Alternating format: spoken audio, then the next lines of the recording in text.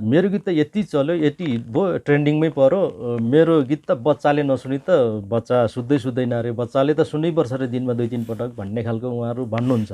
सबैभन्दा पहिला त शब्द रचनाकारले चाहिँ यति मिहिनेत गरेर लेख्नु भएको छ उहाँहरूको शब्द र त्यसमा डुबेर सङ्गीतकारले हामीले कति मिहिनेत गरेका छौँ त्यसलाई महिनौँ मिहिनेत गरेर निकालेको हुन्छौँ। त्यस्तै रमेश दाईका सदाबहार बालगीत गीतहरू छ त्यही ट्रेन्डमा चाहिँ अहिले गीतहरू चाहिँ बढी बजारमा आइरहेको छ। नमस्ते सम्पूर्ण दर्शकहरूमा हार्दिक स्वागत व्यक्त गर्न चाहन्छौँ। तपाईँ अहिले हेर्दै हुनुहुन्छ केकेडी नेपाल र केकेडी नेपाल अन्तर्गत हामीसँग आज विशेष अतिथि हुनुहुन्छ जो गीत सङ्गीतमा लामो समय भनौँ साङ्गीतिक फाँटमा आफ्नो समय खर्चिसक्नुभएका गायक तथा सङ्गीतकार हुनुहुन्छ शिवसङ्गम राईज्यू र उहाँ वास्तवमा खोटाङ जिल्लामा नुन्थला 13 मा जन्मिनु भएको हो। बुवा मधुवर राई र आमा देशमाया राईको कोखबाट माइलो सुपुत्रको रूपमा उहाँको जन्म भएको हो र उहाँसँग हामी विभिन्न सङ्गीतसँग सम्बन्धित केही कुराहरू हामी सोध्ने कोसिस गर्नेछौँ थोरै समयमा धेरै कुराहरू। आउनुहोस् उहाँलाई स्वागत गरौँ। दाजु यहाँलाई केकेडी नेपालमा हार्दिक स्वागत व्यक्त गर्न चाहन्छौँ। धन्यवाद र केकेडी नेपाल च्यानल हेरिराख्नु भएका सम्पूर्ण आदरणीय दर्शकहरूलाई हार्दिक नमस्कार। हजुर हामी लकडाउन पछाडि भनौँ या कोरोनाको विभिन्न प्रहरहरू हामीले बिताइरहेका पनि छौँ अहिलेसम्म पनि होइन। यो समयमा हाम्रो निकै समय पछाडि भेट भयो होइन। आज एकदमै खुसी पनि लागिरहेको छ। अब यहाँको कामहरू कसरी सुरु भइरहेको छ? हुन त होइन स्टुडियोमा यहाँको सामाजिक सञ्जालमा विभिन्न गीत सङ्गीतमा बाजाहरू हाल्दै गर्नुभएको होइन लाइभका कुराहरू पनि त्यसरी हामीले देखिरहेका थियौँ। के छ अहिलेको स्थिति? वास्तवमा अहिले विश्व नै आक्रान्त भइरहेको स्थिति छ। वास्तवमा प्राणी जगतलाई नि एउटा चुनौती जस्तो त्यसले गर्दाखेरि यहाँ हरेक कुरामा चुनौती थपिएको छ भनौँ न। हरेक चिजलाई अवरोध भएको छ अथवा निरन्तर गर्न पाइएको छैन। कति कुराहरू चाहिँ सजिलोसँग गर्नु सक्ने स्थिति छैन। त्यसले गर्दाखेरि पहिला जुन स्पिडमा काम गरिरहेको थियो अहिले चाहिँ त्यो स्पिड चाहिँ अलिकति कम छ होइन विविध कारणले गर्दाखेरि। र पनि कामहरू अब यही म एउटा कलाकार भएकोले गर्दा सङ्गीतकर्मी भएकोले गर्दाखेरि मेरो कर्म यही भएकोले गर्दाखेरि चाहिँ अब कामहरू निरन्तर नै गरिरहेको छु। हजुर हुन त अब यहाँको गीत क्यासेटहरू पनि लगभग अब 15-16वटा आइसके होइन। यसो हेर्दाखेरि अब 500-600को हाराहारीमा यहाँले सङ्गीत सृजनाहरू गरिरहनु भएको छ होइन। अब 2 दशक भनेको निकै लामो समय हो होइन त। त्यो समय यहाँले जस्तै रेडियो नेपालमा लाइभ पनि गाएर अब गीत गाइसक्नु भएको छ होइन। त्यहाँबाट सुरुवात गर्नुभयो र अब अहिलेको यो जुन प्रविधिसम्म आइसक्नु भएको छ होइन। अलिकति संक्षिप्तमा बताइदिनु होला नि त्यति बेलाको समय र अहिलेको समय केही फरक त पक्कै पनि छ। यहाँलाई लागेको एउटा अनुभूति चाहिँ सेयर गरिदिनु होला। वास्तवमा म मेरो आफ्नो इच्छाको यो विषय भएकोले गर्दाखेरि म निरन्तर लागि नै रहेको छु।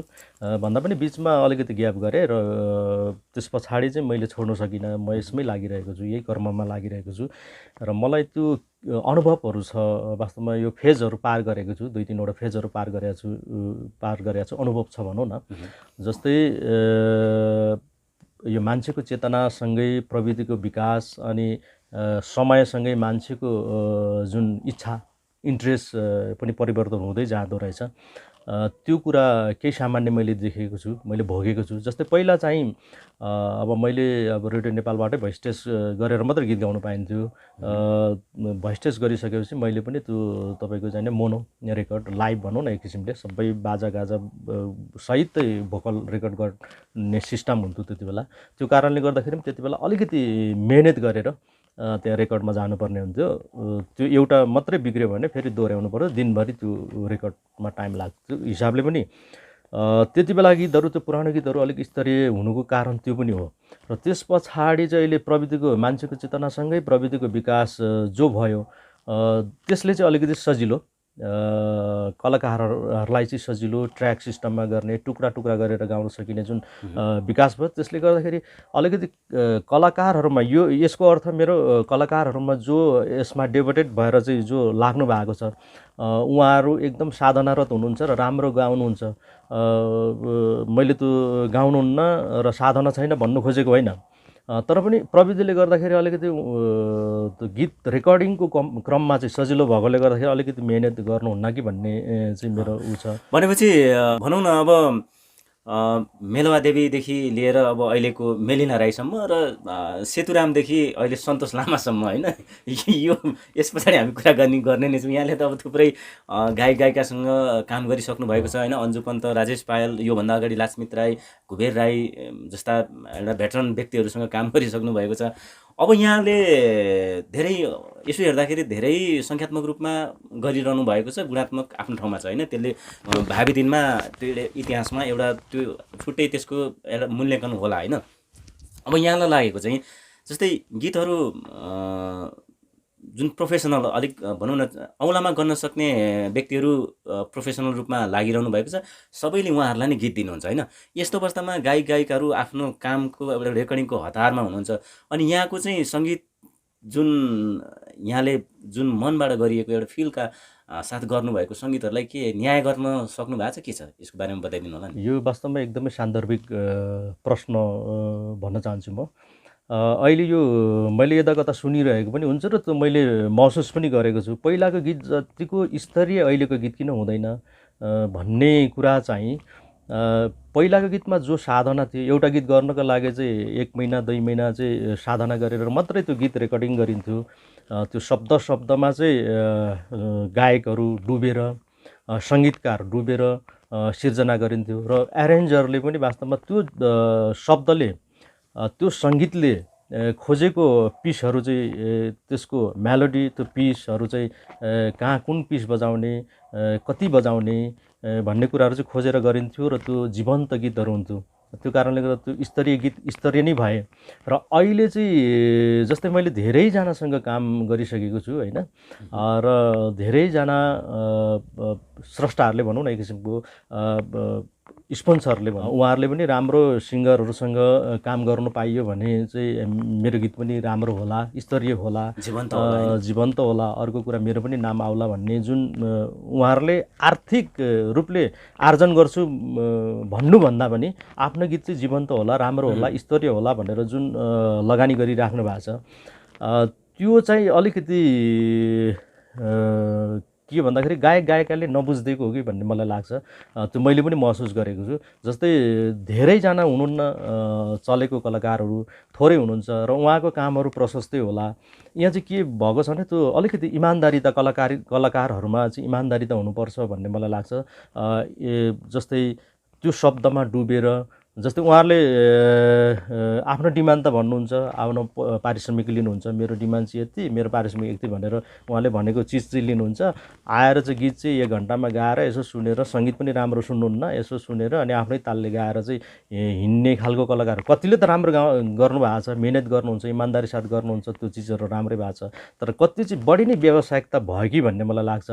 त्यो कारणले गर्दाखेरि पनि गीतहरू अहिले बजारमा जुन सुनिन्छ नि पहिलाको जस्तो स्तरीयता गीतहरू भएन भन्ने कारण चाहिँ वास्तवमा हामी सबैले, जस्तै सबैभन्दा पहिला त शब्द रचनाकारले चाहिँ यति मिहिनेत गरेर लेख्नु भएको छ उहाँहरूको शब्द, र त्यसमा डुबेर सङ्गीतकारले हामीले कति मिहिनेत गरेका छौँ, त्यसलाई महिनौँ मिहिनेत गरेर निकालेको हुन्छौँ, त्यस्तै गरेर एरेन्ज हुन्छ।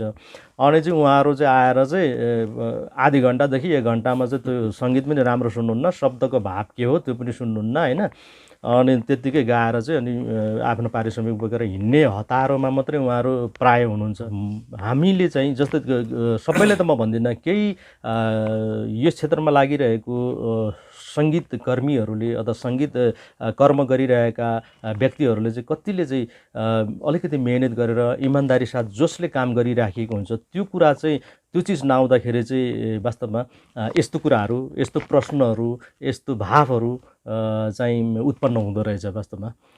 त्यसले गर्दाखेरि त्यो त कति कुरा त सङ्गीतकारको पनि कमजोरी हुनसक्छ, कति होइन छन् नै, तपाईँको चाहिँ नि एरेन्जरको कमजोरी हुनसक्छ, शब्दकारको कमजोरी हुनसक्छ, तर यो चाहिँ मेरो आफ्नो व्यक्तिगत जुन मैले भोगिरहेको कुराहरू चाहिँ, जस्तै अब मेहनत गरेर काम गरिएको हुन्छ, लास्टमा आउटपुट चाहिँ अलिकति मेहनत गरेर गाइदिनु भन कि भन्ने चाहिँ मैले धेरैवटा मेरो सिर्जनाहरूमा फिल गरेको छु, र उहाँहरूले जसले लगानी गर्नुभएको छ उहाँहरूले पनि त्यो कुराहरू चाहिँ महसुस गर्नुभएको छ र मलाई भन्नुभएको छ। त्यो हिसाबले चाहिँ मैले अलिकति त्यो कुराहरूले पनि हाम्रो गीत सङ्गीत अलिक खच्किएको हो कि। अर्को कुरा चाहिँ के हो भने प्रविधिले मिलाइहाल्छ नि, यति बिग्रियो भने त प्रविधिले मिलाइहाल्छ, यो भइहाल्छ भन्ने कुरा कपी गर्दा पनि हुन्छ भन्ने टाइपको, कपी भनेको कपी नै हो। त्यसले गर्दाखेरि त्यो कुराहरू पनि अलिकति मनमा नराखी इमान्दारी साथ काम गर्नुभयो भने चाहिँ स्तरीयता हुन्छ होला, अब नेचुरल चिज आउँछ अब होला यहाँले भन्ने पनि लाग्छ। इमान्दारिताका साथ भनिदिनु होला, यहाँले त्यसरी गीतहरू गाउन लाउँदाखेरि आफू सन्तुष्टि भएको गायक गायिका पनि होला नि त, अब प्रोफेसनल व्यावसायिक हिसाबमा चलिरहनु भएको होइन, त्यो नाम भन्न सक्नुहुन्छ? गाउनु त अब सबैले अब राम्रै गाउनु भएको छ होइन, तर अब त्यो कति कुराहरू अब त्यो हुन्छ अब सबैले अब आफ्नो हिसाबले मिहिनेत गर्नुभएको होला। त्यो असन्तुष्टि भन्ने कुरा मान्छेको त्यो मन हुन्छ नि, मान्छेको मन उँधो फर्के हुन्छ अरे, त्यो भाँडो उँधो फर्के हुन्छ अरे, कहिले पनि असन्तुष्टि प्राणी नै हो मान्छे भनेको। तर मैले धेरैसँग काम गर्दाखेरि पनि मलाई एकदमै सङ्गीतमा डुबेर, शब्दमा डुबेर, सङ्गीतमा डुबेर, शब्दमा डुबेर तपाईँको एरेन्जसम्मलाई चाहिँ महसुस गरेर गाउनु हुनेहरू चाहिँ हुनुहुन्छ। आदरणीय दिदी लासीमित राई, अन्जु पन्त अत्यन्तै मिहिनेत गरेर गाउनुहुन्छ।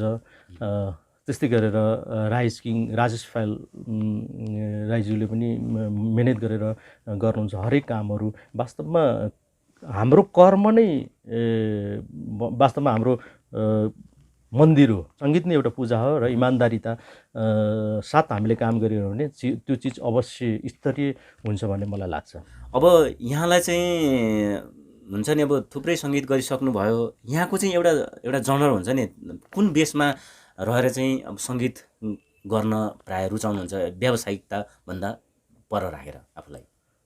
अब पहिलो कुरा त नेपाली सङ्गीत भनेको मैले चाहिँ यसरी बुझेको छु, लोकसङ्गीत नै हो। नेपाली सङ्गीत भनेको वास्तवमा हाम्रो पहिचान भनेको लोकसङ्गीत नै हो र हामीले अन्तर्राष्ट्रिय सङ्गीत भनेर बुझिरहेको गीतहरू पनि त्यो देशको लोकसङ्गीत नै हो। म त्यसले गर्दाखेरि त्यो मेरो बुझाइ भएकोले गर्दाखेरि चाहिँ म लोकसङ्गीतलाई बेस बनाएर नै प्राय गीतहरू गर्छु र यसको अर्थ मैले अरू प्रकारको गीत गरेको छैन भन्ने चाहिँ होइन।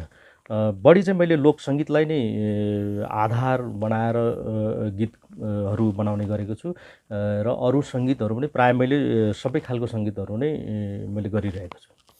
भनेपछि यहाँले लोकसङ्गीतमा पनि विशेष कुन क्षेत्रमा, जस्तै अब हुन त यहाँको जन्म त अब खोटाङमा भयो, पूर्वतिरै भयो होइन, लोकसङ्गीत भन्नाले पूर्वलाई मात्र विशेष यहाँले ध्यान पुर्याउनु भएको छ कि पश्चिमका कुराहरूमा पनि अलिकति गरौँ भन्ने केही छ?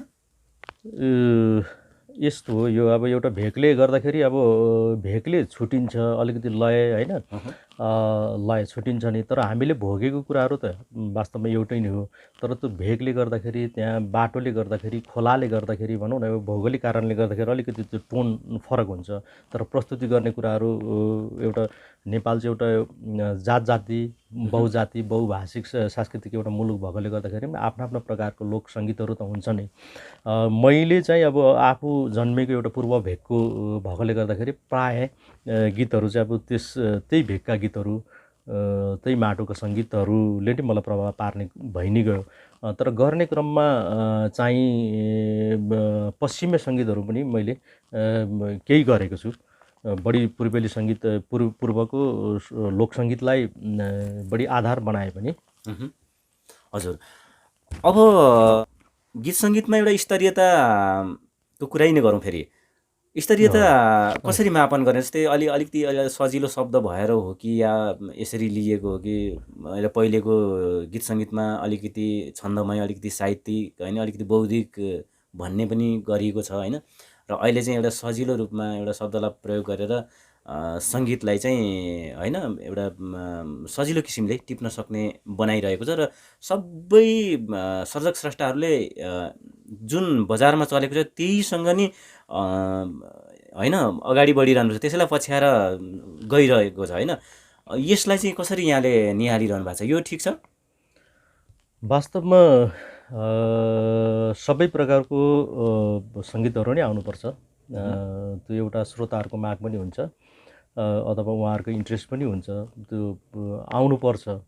तर जुन स्तरीयताको कुरा गर्नुभयो, जुन हामीलाई जहिले पनि यो एउटा ब्लेम लागिरहेको छ नेपाली गीत सङ्गीतमा चाहिँ, यो पछिल्लो समयमा स्तरीय गीतहरू सिर्जना भएन भन्ने कुरा त्यो केही हदसम्म ठिक पनि छ। मलाई ठिक पनि लाग्छ। मैले अघि पनि कुरा उठाएको थिएँ, एउटा साधनाका कुरा, प्रविधिको कुराले गर्दाखेरि एउटा इमान्दारिताको कुरा त्यो थियो पहिला। अहिले चाहिँ अलिकति व्यावसायिकता पनि बढी बढेकोले गर्दाखेरि चाहिँ यो विभिन्न प्रविधिहरूमा हामीले यो एउटा व्यापार जस्तो पनि गर्न सकिने भएकोले गर्दाखेरि मान्छेले चाहिँ यसलाई यो व्यापारीकरण गर्दाखेरि चाहिँ अलिकति स्तर चाहिँ खच्केको हो भन्ने मलाई लाग्छ। अब सङ्गीतमा त्यो सङ्गीत मात्र होइन, सङ्गीतसँगै साहित्य पनि हुन्छ होइन। सङ्गीत भनेको चाहिँ मनोरञ्जन मात्र होइन, वास्तवमा सङ्गीतभित्र ठुलो शक्ति हुन्छ होइन। सङ्गीतले ठुल्ठुलो परिवर्तनहरू गरेको ठुल्ठुलो चेतना फैलाएको कुराहरू हामीले सुनेको छौँ। वास्तवमा त्यो हो पनि, सङ्गीतको शक्ति त्यस्तो हुन्छ। तर पनि हामीले अलिकति बढी चाहिँ मनोरञ्जन मात्रै बुझेको हो कि भन्ने पनि मलाई लाग्छ। मनोरञ्जन पनि हो, तर पनि मनोरञ्जनकै लागि मात्रै पनि सङ्गीतलाई प्रयोग गर्नुहुन्न भन्ने मलाई लाग्छ। त्यसले गर्दाखेरि अहिले चाहिँ एउटा लहर आएको छ, यो बालगीत प्रधान गीतहरू चाहिँ बढी, जो कि हामीले पहिला त्यसलाई चाहिँ बालगीत भनेर चाहिँ रेकर्ड गर्थ्यौँ र रामेश दाइका सदाबहार बालगीत गीतहरू छ। त्यही ट्रेन्डमा चाहिँ अहिले गीतहरू चाहिँ बढी बजारमा आइरहेको छ र श्रोताहरूले मन पराइराख्नु भएको छ। र अर्को एउटा आधार भनेको चाहिँ एउटा प्रविधिसँगै एउटा मान्छेको इन्ट्रेस्टसँगै एउटा गीत चाहिँ हेर्ने भएको छ। हेर्ने भएकोले गर्दाखेरि यसो चाहिने नाच्ने प्रकारको अलिकति उफ्रिने प्रकारको गीत भएर त्यही प्रकारको भिजुअल गरियो भने त्यो गीत चाहिँ चल्ने भन्ने खालको प्रकारको त्यो खालको एउटा ट्रेन्ड पनि चलेको छ। त्यसले गर्दाखेरि यो व्यवसाय गर्नको लागि पनि बढी चाहिँ त्यसरी लागिराखेको छ। भनेपछि अहिले त्यति मनले चाहिँ यसो पर्सेन्टेजको हिसाबमा हेर्दाखेरि पहिले मनभित्रैबाट गरिएका कुराहरू सृजनाहरू थिए र अलिक स्तरीय भयो। अहिले चाहिँ अब अलिकति व्यवसायतिर लाग्दाखेरि अलिकति फुल्ली 100% चाहिँ मन नदिएको भन्ने कुरा पनि त्यसो भए मैले बुझ्दा हुन्छ। यस्तो हो, जस्तै हामी गीत सङ्गीतमा लागिरहेको गीत सङ्गीतमा चाहिँ इमान्दारी साथ लागिरहेको हामी जो स्रष्टाहरू छौँ, उहाँहरूले चाहिँ व्यापार मात्रै गर्ने हो कि नेपाली गीत सङ्गीतलाई पनि स्तरीय बनाउने हो होइन। अन्तर्राष्ट्रिय बजारको कुराहरू हामी कहिले काहीँ उठाइरहेका हुन्छौँ र उहाँले आफैले इमान्दारी साथ जोसले उठाइराख्नु भएको छ नि, म चाहिँ नेपाली सङ्गीतलाई चाहिँ अन्तर्राष्ट्रिय बजारमा चाहिँ पुर्याउने मेरो ध्येय छ भन्नुहुन्छ। अब उहाँले त्यो अन्तर्राष्ट्रिय स्तरमा पुर्याउनको लागि कुन सङ्गीत, कस्तो प्रकारको सङ्गीत गरिराख्नु भएको छ र त्यो उहाँको सङ्गीत अन्तर्राष्ट्रिय बजारमा पुग्दाखेरि चाहिँ के सन्देश दिन्छ र नेपालको लागि के प्रतिनिधित्व गर्छ उहाँको त्यो सङ्गीतले, त्यो कुरा मुख्य कुरा हो।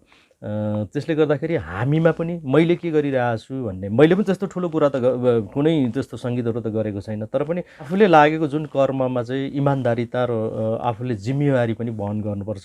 मात्र एउटा व्यावसायिकताको हिसाबले अलिकति चाहिँ 1-2 महिना चलाउने हिसाबले होइन, त्यसले चाहिँ समाजलाई चाहिँ कस्तो खालको सन्देश दिन्छ भन्ने कुरा पनि अलिकति हामी जतिको एउटा समाज बुझ्न सक्ने एउटा चेतना भएको सङ्गीतकर्मीहरूले चाहिँ कुनै पनि विषयमा लागिरहेका व्यक्तिहरूले चाहिँ त्यो कुरा चाहिँ महसुस गर्नुपर्छ भन्ने मलाई लाग्छ। पक्कै पनि एकदमै सान्दर्भिक कुरा।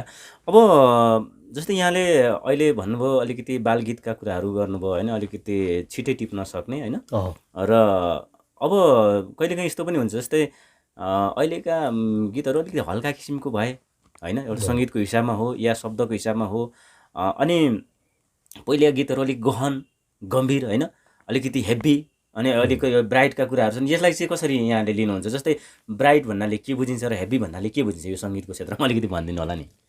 यस्तो छ, वास्तवमा अहिलेको गीतहरू पनि आउनै पर्छ, त्यो नआउने भन्ने कुरा हुँदै होइन। सङ्गीत भनेको एउटा मनोरञ्जन पनि हो। अलिकति अहिले चाहिँ कस्तो भयो भने अलिकति यो समय चाहिँ कस्तो भयो भने कस्मेटिक जस्तो टाइपको भयो क्या। त्यसले गर्दाखेरि मान्छेहरूले त्यो कस्मेटिक प्रकारको एउटा प्याकिङ भएको जङ्क फुडहरू मन पराउने एउटा युग आयो, त्यस्तो बनाइदियो एउटा ग्लोबलाइजेसनले गर्दाखेरि त्यस्तो भयो। त्यसले गर्दाखेरि यो क्रिएसनहरू पनि त्यस्तै खोज्ने खालको एउटा श्रोताहरू भएकोले गर्दाखेरि त्यो चिजहरू पनि खोज्छ। तर त्यो खोज्दैमा हामीले हाम्रो कर्तव्य चाहिँ भुल्नु हुँदैन। र अहिले जुन एउटा कुरा उठाउनु भयो यो हेभी भन्ने एउटा र एउटा हल्का भन्ने कुराहरू वास्तवमा पहिलाका गीतहरूलाई चाहिँ मैले पनि सुनेको छु। त्यो ह्याप्पी गीत भन्ने सुनिन्छ। मलाई यो अर्थमा चाहिँ भनेको जस्तो लाग्छ, किन भन्दाखेरि त्यो पहिलाका गीतहरूमा गीतको शब्दमै साहित्य छ। वास्तवमा त्यो अलिकति साहित्य छ, सुन्दर छ र त्यही अनुसारले कम्पोज गरिएको छ, एरेन्ज गरिएको छ र गायकले पनि त्यसरी नै गाइदिनु भएको छ। त्यो हिसाबले त्यो जीवन्त भएकै हो र यो गीतहरू जीवन्त बाँची पनि रहन्छ। अब सङ्गीतको कुरा गर्दाखेरि त नेपाली सङ्गीत कुन र त्यो एउटा कुरा त होला, त्यो सङ्गीत भन्ने कुरा हाम्रो सङ्गीत कुन भन्ने कुरा एउटा विषय त उठ्ला, या विषयहरू पनि उठाउनुहुन्छ कतिले, त्यस्तो कुराहरू एउटा होला र अब त्यो हिसाबले चाहिँ उहाँहरूले भन्नुभएको होला। होइन, यहाँ जस्तै अब यहाँले सङ्गीतहरू अब होइन धेरै गरिसक्नु भयो, जस्तै नोटेसनका कुराहरू पनि हुन्छ नि। जस्तै अब कुन चाहिँ अलिक हल्का नोट भन्नाले कुन बुझिन्छ, होइन अब हेप्पी भन्नाले कुन बुझिन्छ, त्यसरी नै एउटा शब्दअनुसार त्यसरी नै गर्नुहुन्छ। यहाँले चाहिँ कसरी गर्नुहुन्छ? त्यो यस्तो चाहिँ हुन्न, तपाईँको चाहिँ नोटकै हिसाबले चाहिँ भन्दा पनि नोट त अब एउटा सजिलो तालहरूमा पनि नोटहरू एकदमै के अरे भनौँ न विकृति स्वरहरू प्रयोग गर्न सकिन्छ, बढी नोटहरू खेलाउन सकिन्छ।